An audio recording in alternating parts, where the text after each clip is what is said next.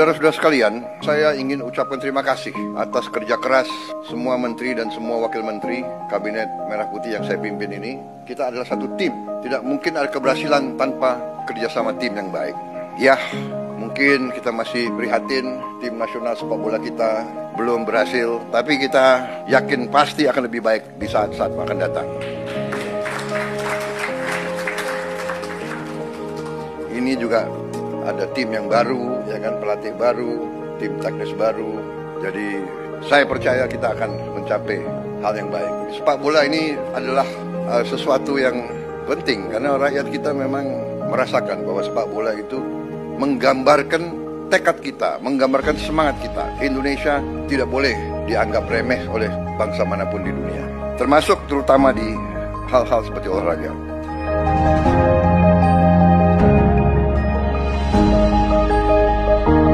Di saat bulan-bulan ini, apalagi menjelang Ramadan dan Idul Fitri, kondisi pangan kita aman, kondisi pangan kita cukup terkendali.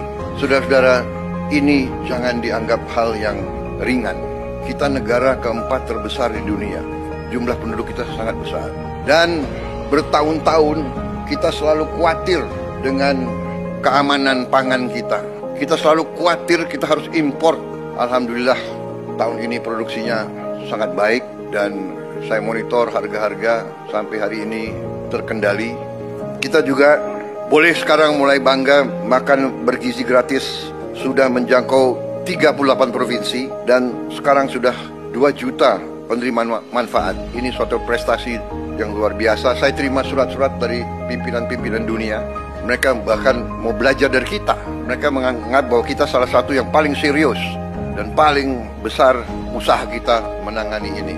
Kemudian salah satu yang luar biasa juga, kita berani meluncurkan Badan Pengelola Investasi Danantara Indonesia. Dan saya tegaskan bahwa setiap saat pekerjaan dan semua kebijakan Danantara ini harus bisa diaudit, harus bisa diawasi, harus bisa dipertanggungjawabkan setiap saat oleh siapapun yang menginginkan.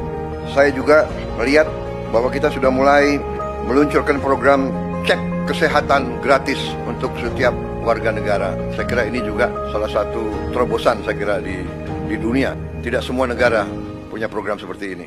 Kemudian kita juga mengeluarkan peraturan pemerintah nomor 8 tahun 2025, yaitu kewajiban menyimpan devisa hasil ekspor sumber daya alam di dalam negeri. Kalau sudah berjalan, ini akan menambah devisa kita 100 miliar dolar 1 tahun. Kemudian kita juga sudah putuskan, kemarin saya resmikan juga peluncuran bank emas pertama di Republik Indonesia. Kita memiliki cadangan emas ke-6 terbesar di dunia. Ke-6 terbesar di dunia. Tapi kita baru punya bank emas baru tahun ini. Berapa minggu lalu saya resmikan. Kami sudah putuskan juga untuk membangun tahun ini, kita harap sudah segera akan mulai dibangun 200 sekolah rakyat berasrama untuk SD, SMP, SMA berasrama, dan ini sekolah berasrama ini diperuntukkan untuk kaum yang kurang mampu khususnya. Jadi kita dengan ini kita hendak memutus mata rantai kemiskinan. Anak orang kurang mampu, anak orang miskin tidak boleh miskin. Kita dalam waktu dekat akan membentuk 75.000 sampai 80.000 koperasi desa. Kita ingin ekonomi desa, ekonomi rakyat yang paling bawah bergerak dengan cepat, memobilisasi kekuatan yang kita punya untuk menggerakkan seluruh ekonomi, dan ini akan ada suatu dampak yang sangat besar.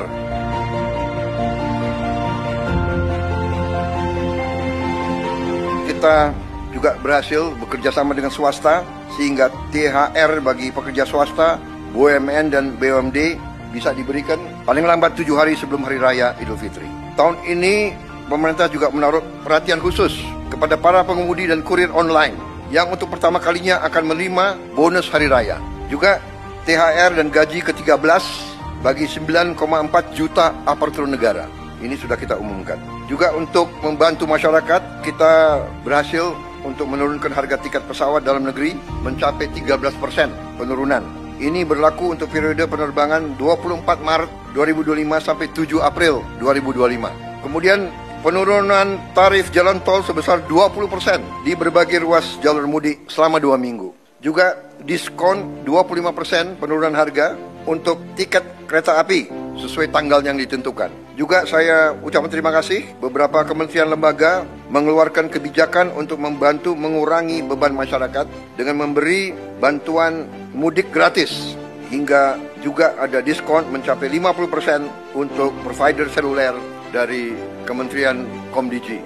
Kemudian alur lalu lintas dijamin harus berjalan lancar melalui jalur darat, kereta api, udara, dan laut. Tentunya Menteri Perhubungan yang akan leading dalam pengendalian dan koordinasi hal ini semua. Menteri Perdagangan memantau terus ketersediaan bahan pangan dan harga bahan pokok. Juga kita antisipasi bahwa di sektor pariwisata ini juga akan meningkat dan perlu antisipasi dari Menteri Pariwisata hal-hal yang harus disiapkan. Tentunya segi keamanan Polri, TNI, BIN, Kemenhub, BUMN, dan kementerian lain ikut semuanya membantu untuk memantau keamanan. Di bidang industri dan tenaga kerja juga berjalan baik. Saya juga minta pelayanan publik, terutama semua rumah sakit harus siap, semua fasilitas kesehatan, juga sektor perbankan disiapkan dengan baik. Peringatan dan informasi cuaca, saya juga mohon terus masyarakat diberi informasi terus-menerus. Terima kasih, saudara sekalian.